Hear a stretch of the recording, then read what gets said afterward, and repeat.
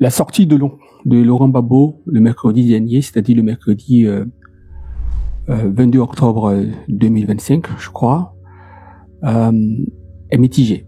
Mitigée parce que ça a connu, d'un point de vue stratégique, c'était un succès, mais d'un point de vue tactique, ça a été une contre-performance.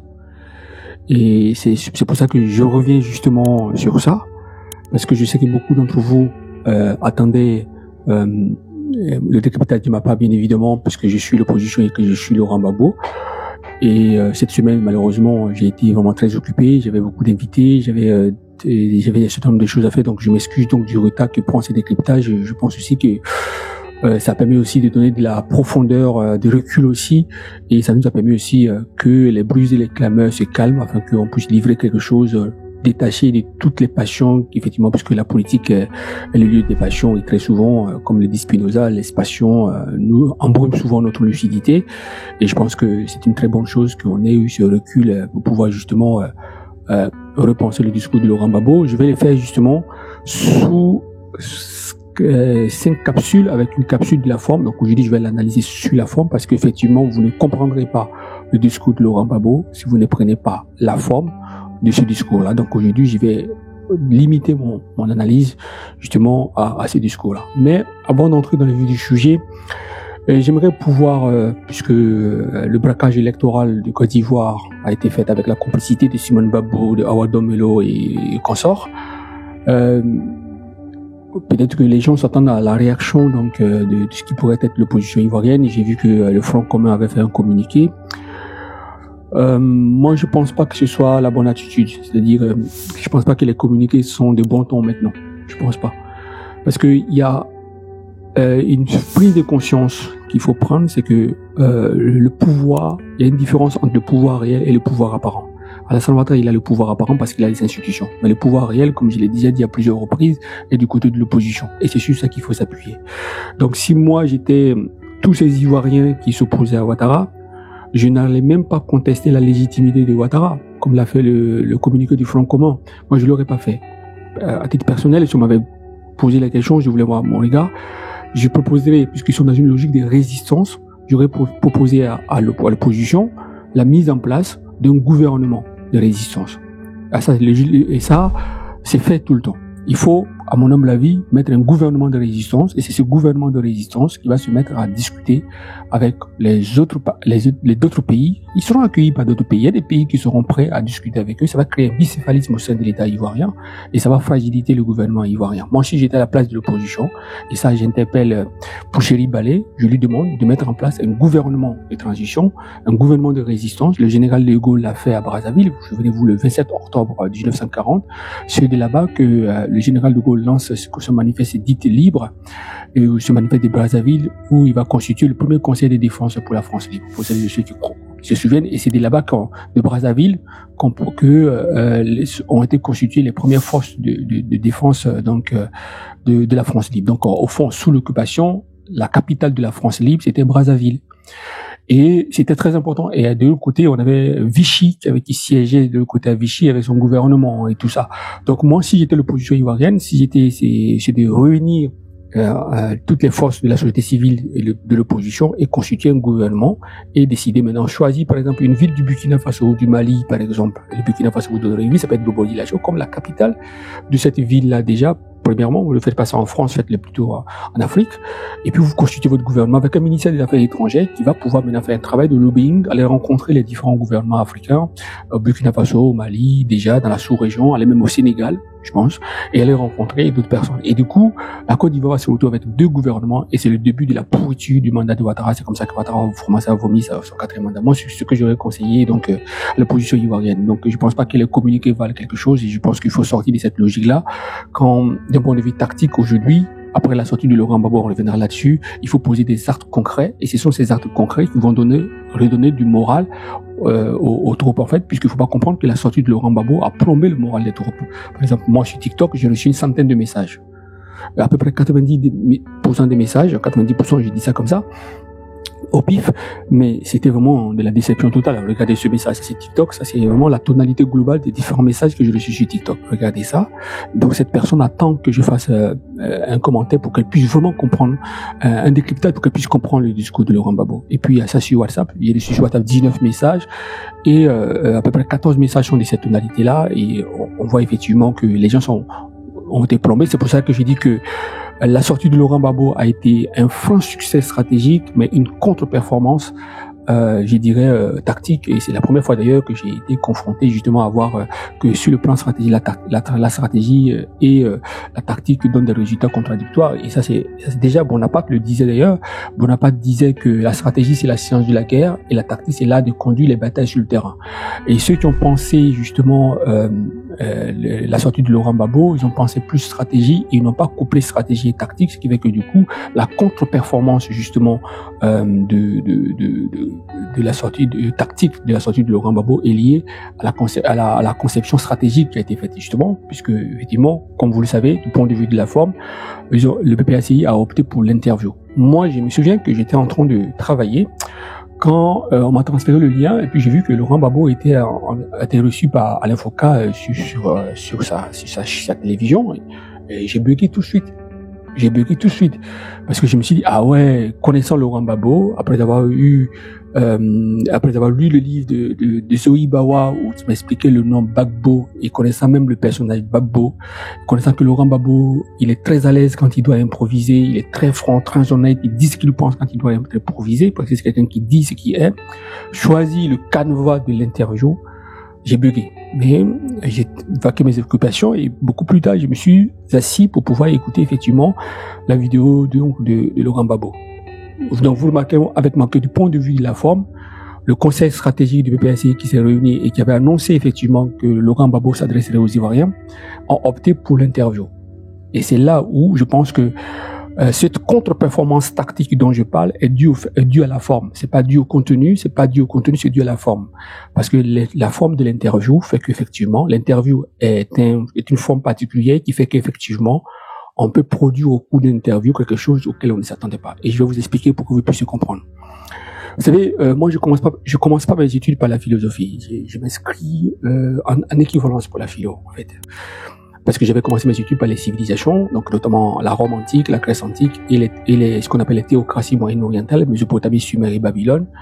Et donc, c'est comme ça. Et puis, quand j'entre en année de thèse, un de mes professeurs, voyant que j'avais une mémoire phénoménale, étant donné la particularité de mon cerveau, m'avait proposé de m'inscrire en philosophie parce que, dit-il, quand je vais grandir, il faudrait que j'apprenne à désapprendre tous ces magasins de savoirs enfin, tous ces savoirs que j'emmagasine.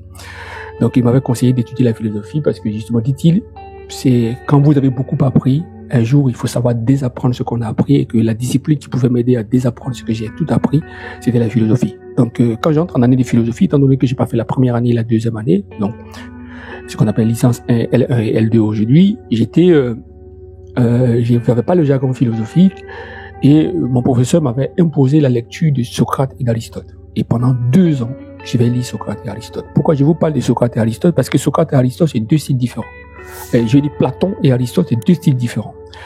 Platon a opté pour les dialogues, le dialogue au cours de laquelle Socrate s'exprime. Aristote a opté pour l'écriture. Et donc, Socrate opte pour le dialogue, et c'est pourquoi j'ai dit toujours, et je l'ai toujours dit, Socrate est le père fondateur de l'interview. Et c'est très important de pouvoir le comprendre.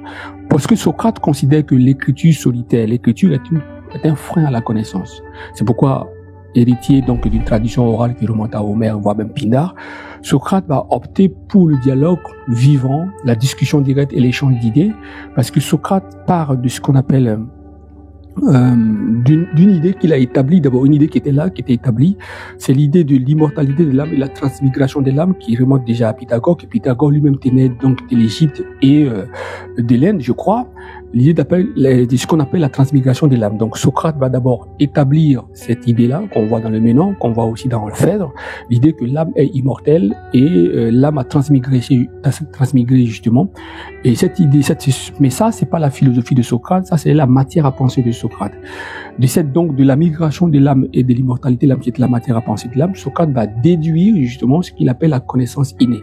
Donc l'homme sait, seulement il a oublié qu'il sait, et comme il a oublié qu'il sait, savoir c'est se souvenir, pour qu'ils se souviennent. Socrate a mis en place une dialectique qu'on appelle la maïeutique. C'est un exercice de questions-réponses où Socrate pousse son interlocuteur justement à découvrir en lui-même des savoirs enfouis dans son âme, savoirs qu'il aurait appris lorsque son âme était dans le monde intelligible ou est-ce que son âme a migré dans des vies antérieures. Justement, ce qu'il appelle les connaissances innées, justement, des savoirs qu'il a oublié qu'il sait, justement, parce que l'âme est emprisonnière du corps. Et donc, par cette maïeutique, par cette forme de question-réponse, Socrate, bien évidemment, comme je vous l'ai dit, il est le fondateur de l'interview. Donc, une bonne interview n'est pas une interview où quelqu'un est dans une logique d'opposition. Justement, c'est là où les journalistes débiles, vos journalistes débiles qui sont dans des polémiques avec les invités sur les plateaux, c'est parce qu'ils ne connaissent pas l'interview, c'est parce qu'ils n'ont pas lu Socrate, justement. Celles et ceux qui ont lu Socrate vont se rendre compte de ça. Et sur ce coup-là, permettez, avant de continuer, de saluer la performance d'Alain Foka, parce que la première fois, lorsque Alain Foka avait reçu Laurent Gbagbo qui était sorti, j'avais critiqué sa performance parce que je l'avais trouvé assez médiocre. Pour cette fois-ci, il a été à la hauteur, parce que même il a poussé Laurent Gbagbo à dire des choses qu'il ne voulait pas dire, enfin, des choses qu'il n'aurait pas dites, parce que justement, Socrate, quand il privilégiait justement le dialogue vivant et l'échange, ce qu'on appelle la discussion directe, cette forme de question-réponse, c'est parce que Socrate voulait placer au cœur de son échange avec son interlocuteur ce qu'on appelle la spontanéité. Donc, comme on sait qu'on a oublié qu'on sait, par la spontanéité, on dit les choses spontanément, de façon vraie, parce qu'on va explorer l'âme et pousser et faire sortir de l'âme les idées qui sont à l'intérieur de l'âme. Et donc, le fait de la spontanéité, justement, en choisissant l'option de l'interview, justement, Laurent Gbagbo était obligé d'être dans la spontanéité et Alain Foka va être à la hauteur. C'est ce qui va pousser Laurent Gbagbo à lâcher des choses, en fait, que par exemple, il n'aurait peut-être pas lâché s'il était dans une forme de discussion directe comme ça. C'est pour ça que j'ai bugué, parce que je trouve que la forme, l'interview n'était pas peut-être le canevas qu'il fallait utiliser dans cette situation extrême de crise où il fallait s'adresser aux Ivoiriens. Par exemple, il y a des choses que Laurent Gbagbo a lâché, par exemple, qu'il n'avait jamais lâché avant. C'est le fait de traiter Guillaume Soro de terroriste. Quand il dit que la rébellion est une attaque terroriste, Guillaume Soro est un terroriste, ce qui est tout à fait vrai. Ce qui est tout à fait vrai, parce que en Afrique de l'Ouest, Guillaume Soro et Charles Théodore, c'est les plus grands criminels. Il y a personne de l'Afrique de l'Ouest, par exemple. Et ça, Gbagbo traite Guillaume Soro de terroriste, alors que on a vu que il avait cité Guillaume Soro, il citait même pas le nom de Blé Goudé, il avait cité Guillaume Soro à plusieurs reprises dans tous ses discours. Vous comprenez ce qu'on dit. Et puis tout d'un coup, de but en blanc, il traite cette rébellion qui a été conduite par Guillaume Soro de terroriste. Donc Guillaume Soro est un terroriste. Ça, c'est quelque chose que il n'aurait pas dit s'il n'était pas dans la forme de l'interview. Autre chose qu'il a dit qui relève de la spontanéité, de la sincérité, c'est le fait de dire arrêtons de faire le nègre. Du moins, il a traité Alassane Ouattara des négrillons, avec beaucoup de politesse, avec beaucoup d'élégance, mais il a traité quand même des négrillons. Quand Foka lui dit, Alassane Ouattara dit que lui, il est candidat pour pouvoir être, comment on appelle, pour des raisons de sécurité, il a dit il faut qu'on arrête de faire le nègre, quoi.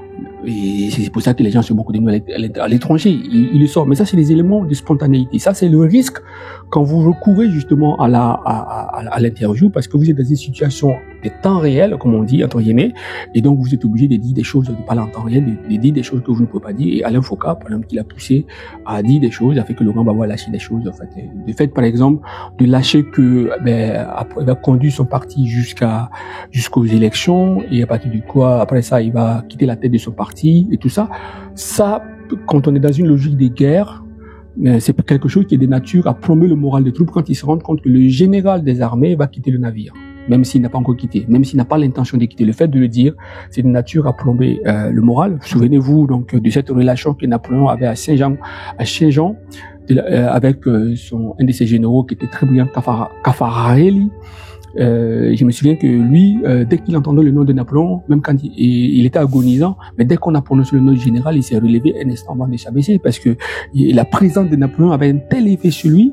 Donc le seul fait que Laurent Gbagbo soit à la tête de l'PPACI, ça a un effet considérable sur le moral des trucs, et ça mobilise effectivement les militants du PPACI. Et donc Laurent Gbagbo de venir annoncer comme ça de façon surprenante qu'il quitte la politique à partir des législatives, c'est quelque chose qui est peut-être de nature à plomber le moral. C'est pour ça que je dis que d'un point de vue tactique, ça a été une contre-performance, parce qu'à la fin des fins, il a donné le bâton à l'opposition. Les gens ont dit Gbagbo s'en va à la retraite, c'était bien comme ça, et du coup ça a plombé le moral de tous les militaires ivoiriens. Sauf que le problème, c'est que le PPACI n'a pas pensé en termes tactiques. Le PPACI a pensé en termes uniquement stratégiques. Il avait un objectif précis, et cet objectif précis est très simple, c'est qu'il voulait noyer l'élection d'Alassane Ouattara. Ils ont réussi le coup de la marche du 11 en faisant en sorte que Alassane Ouattara ait ouvert sa campagne électorale sur une base de violence. Et à partir du 22, on était à 3 jours de l'élection présidentielle, quand Laurent Gbagbo est sorti, pendant 72 heures, c'est-à-dire du mercredi au vendredi, on ne parlait que de la sortie de Laurent Gbagbo, on parlait même plus de la campagne électorale d'Alassane Ouattara, et de là, Laurent Gbagbo a plombé complètement, a volé la vedette à Alassane Ouattara, plus personne ne parlait de sa campagne électorale, et c'est là qui montre effectivement que Laurent Gbagbo est l'homme le plus puissant de Côte d'Ivoire. Donc, d'un point de vue stratégique, c'est bien réussi, excusez-moi le mot, mais sauf que, comme je vous l'ai dit tout à l'heure, d'un point de vue tactique, il y a une contre-performance, puisque justement, certaines déclarations, certains mots qui sont sortis de façon spontanée, comme par exemple, je vais arrêter la politique pour m'occuper de ma famille, alors que les gens se sont battus pendant des dizaines, ils espéraient revoir Laurent Gbagbo à la tête de la Côte d'Ivoire, remettre la Côte d'Ivoire sur les rails avant de partir, c'est de nature à plomber le moral des Ivoiriens, et c'est pourquoi et vous avez vu, pour rattraper le coup, on a vu que Kone Katina a tout de suite réagi, et oui, c'est ça, Katina Kone, oui, bien sûr, il a fait un communiqué en listant 8 points qu'il pourra retenir dans le discours de Laurent Gbagbo, mais sauf que dans un discours, généralement, les gens ne retiennent pas ce qui est substantiel, ils retiennent ce qui fait les effets d'annonce, ce qui peut être utilisé par les adversaires, et c'est là que vous voyez la contre-performance donc de cette entrevue-là. Voilà. Donc, c'est pourquoi c'est une sortie mitigée. Moi, je reste profondément mitigé. Moi, si j'avais été au comité stratégique du PPACI, où j'avais été le conseiller de Laurent Gbagbo, j'aurais pas conseillé justement qu'on utilise l'interview, étant donné que j'avais déjà lu Socrate et que je savais justement que Socrate est le père fondateur de l'interview. J'aurais déconseillé l'interview à Laurent Gbagbo. Alors, pourquoi Laurent Gbagbo a opté pour l'interview? Parce que justement, ils se sont passés par l'infoca. Et d'ailleurs, c'est à Laurent Gbagbo lui-même qui donnait un élément de ça. À un moment donné, dans leur entretien, parlant de Awa Domelo et Simone Babo, par exemple, Laurent Gbagbo répond à Foka en lui disant, mais vous êtes un journaliste très connu, allez-y leur poser la question. Donc justement, ils ont choisi Alain Foka pour la notoriété qu'il a, en se disant que à partir de lui, il pourra atteindre un large plus au-delà des Ivoiriens, ils vont atteindre les Africains, et ça va permettre justement de braquer le visage des Africains sur la Côte d'Ivoire, le visage du monde entier sur la Côte d'Ivoire, pour qu'on voit le braquage électoral qui est sur la Côte d'Ivoire. Et sur ce coup, c'est un succès absolument monstre. C'est juste un monstre politique. Il a su capter l'attention de tous sur la Côte d'Ivoire. Et tout le monde a commencé à se regarder, tout le monde s'est penché pour regarder ce qui se passe en Côte d'Ivoire, et tout le monde a repris braquage électoral, et celles et ceux même qui ne connaissaient peut-être pas la Côte d'Ivoire, grâce à cette sortie-là, ils savent que Alassane Ouattara a méthodiquement préparé un braquage électoral. Sur ce coup, c'est un chef-d'œuvre stratégique, parce que justement, il est parvenu à faire montrer au monde entier, effectivement, en attirant l'attention sur la Côte d'Ivoire, que Alassane Ouattara est un braqueur, c'est un putschiste, et que justement, et ça c'est beau, on le voit dans les éléments de langage qu'il va utiliser, il va ranger Alassane Ouattara au même rang des putschistes que les ceux de l'AES, en fait, et que justement, cette rivalité entre l'AES et Alassane Ouattara, ça fait, c'est la rivalité entre putschistes, quoi. Donc, on a les putschistes qui font les coups d'état militaires, qui sont les gens de l'AES, et puis on a les putschistes constitutionnels, comme Alassane Ouattara, c'est blanc, bonnet, bonnet blanc. Et justement, en même temps aussi, il y a une chose qui est absolument extraordinaire, il a traité Alassane Ouattara de terroriste, comme puisque Guillaume Soro est terroriste, du coup, ceux qui l'ont financé étaient des terroristes, donc la France a, à travers Alassane Ouattara et Guillaume Soro, conduit des opérations terroristes en Côte d'Ivoire. Ça aussi, il a pu le dire, en étant poli. Et là, il a eu recours à un procédé qu'on appelle la litote, à plusieurs reprises, Laurent Gbagbo a eu la litote, il a utilisé cette litote-là, on reviendra, c'était sur le point de vue de la forme, c'est absolument extraordinaire, on va interpréter du point de vue du fond, cette litote-là, justement. Donc voilà. Donc, voilà un peu du point de vue de la forme, ce que j'appelle mitigé. D'un point de vue stratégique, comme je viens de vous le montrer, c'était une réussite formidable. C'est une grande réussite. Moi, d'un point de vue tactique, c'est une contre-performance. Et ça, il faut quand même le reconnaître parce que les militants du PPACI ont pris du plomb dans l'aile. Vraiment, le moral a pris un gros coup. Donc, et là, j'attends de voir un peu comment le PPACI va reprendre la main. Et je pense pas que ce soit pas des communiqués. Je pense qu'il faut passer à autre chose. Il faut poser des actes concrets. Et il y a rien pour poser des actes concrets pour remonter le moral des troupes que justement de poser des actes concrets, de remonter faut remontrer à nouveau que Laurent Gbagbo n'a pas quitté le navire et que justement et moi je pense qu'il n'a pas quitté le navire. Ça, on va l'analyser quand on sera dans le fond. Laurent Gbagbo n'a pas quitté le navire. Laurent Gbagbo a toujours l'intention d'aller aux élections pour justement poser les bases pour la Côte d'Ivoire avant de partir. Il a toujours cette intention. Et ça, c'est dans le discours. On va les décrypter dans les vidéos parce que j'ai organisé le discours en thématiques. Il y en a 4 thématiques. Bon, 5 si on ajoute la forme que je fais aujourd'hui. Et comme ça, vous allez pouvoir comprendre que Laurent Gbagbo n'a pas l'intention de quitter le navire. En fait, c'est là où un élément stratégique aussi qu'il emploie. J'ai pas envie de le dévoiler ici, mais je vais le dire quand même. C'est-à-dire qu'en fait, il a dit lui-même, c'est-à-dire en fait, c'est un stratagème qu'il a employé ici, et ça on peut facilement l'analyser. Je vais l'analyser quand on sera dans le fond. Dans le fond, je l'ai dit, Laurent Gbagbo n'a pas l'intention de quitter le navire. Ça, c'est pour moi la chose qui est très importante ici. Mais en même temps, je vais terminer sur un détail qui m'intéresse, c'est un point qui m'intéresse. C'est à un moment donné, Laurent Gbagbo a dit une phrase. Il a dit: je vais pas demander aux gens de descendre dans la rue. Alors que pendant longtemps, les Ivoiriens attendaient un mot d'ordre, justement. Si ce plan-là, et ça, Laurent Gbagbo l'a dit parce qu'il était dans une situation d'interview, justement. S'il n'était pas dans une interview, il aurait pas dit comme ça. Il aurait dit d'une autre façon, mais pas de cette façon. Et il a dit: je ne demande pas aux gens de descendre dans la rue, mais je soutiens ceux qui descendent dans la rue. Cette phrase, elle est belle, je vais la commenter beaucoup plus tard. Mais cette phrase-là, elle me fait penser un peu au philosophe Descartes. Qui a défini ce qu'on appelle la conscience réfléchie, c'est le retour de la conscience sur elle-même. Laurent Gbagbo a mis le peuple de Côte d'Ivoire face à ses propres responsabilités, puisque c'est la responsabilité découle, si on suit la logique cartésienne de la conscience réfléchie, de ce qu'on appelle la conscience de soi, donc qui découle, elle, de la conscience réfléchie, et c'est de là que découle la responsabilité de l'individu, puisque la conscience réfléchie, c'est le retour de la conscience sur elle-même pour se saisir en tant que conscience et en tant que conscience qui produit des actes. Et c'est ce qu'on appelle la responsabilité. Donc, pour la première fois, Laurent Gbagbo a mis les Ivoiriens devant leurs responsabilités, en leur disant, écoutez, et moi-même, je suis étonné, et je l'ai dit à monsieur Bawa lors de l'interview, je dis que moi, je comprends pas, en fait. Moi, si j'étais les Ivoiriens, j'attendrais même pas un mot d'ordre de Laurent Gbagbo. On peut pas donner une telle responsabilité à Laurent Gbagbo. C'est nous-mêmes qui serons descendus dans la rue, chasser Ouattara et demander à Laurent Gbagbo de devenir président à partir d'une élection. On peut pas demander à Laurent Gbagbo de donner. Et c'est là, de donner un mot d'ordre, excusez-moi. Et c'est là où vous me permettrez le parallélisme avec le peuple sénégalais. C'est là où je pense que c'est pour ça que j'ai toujours beaucoup d'admiration pour le peuple du Sénégal. Et le Sénégal, c'est vraiment, les Sénégalais sont un grand peuple. Donc, politiquement, le Sénégal, c'est le peuple le plus mature d'Afrique. De Dakar à Djibouti et de N'Djamena au Cap, il n'y a pas un peuple en Afrique qui soit beaucoup plus mature que le peuple sénégalais. Pour 3 raisons. Politiquement, j'entends bien. Politiquement, pour 3 raisons. Premièrement, parce que le peuple sénégalais a commencé à voter à partir de 1848. Même si, en 1848, il n'y avait que les Blancs et les mulâtres, seulement dans 2 communes, c'est-à-dire Gorée et Dakar, je crois. J'hésite entre Gorée et Dakar et Saint-Louis, mais je crois, c'est dans 2 communes. Et c'est là, à partir de 1871, ce droit de vote-là a été élargi à 4 communes, c'est-à-dire Dakar, Rufisque, ensuite, je crois, l'île de Gorée et Saint-Louis. Ce sont les 4 communes qui votaient. Et comme ce sont ces 4 communes qui attiraient beaucoup de Sénégalais, les Sénégalais de l'intérieur qui venaient vers ces communes-là, vers ces régions-là, ont acquis cette culture politique-là très tôt, déjà à partir du 19e siècle, justement, ce qui n'est pas le cas du peuple de Côte d'Ivoire. Donc, le peuple sénégalais a une grande culture électorale, une grande culture politique, et le peuple sénégalais est très passionné de politique. Très passionné de politique, mais la politique sénégalaise n'est pas passionnés. Les Sénégalais sont passionnés de politique, mais la politique sénégalaise n'est pas passionnée comme en Côte d'Ivoire où ça va jusqu'à dans les haines. Les Sénégalais peuvent avoir des discussions houleuses en politique, mais il n'y aura jamais d'animosité ni de haine. C'est très rare. C'est très rare. Ça arrive qu'il y ait des violences, mais pas comme ça se passe en Côte d'Ivoire et ailleurs.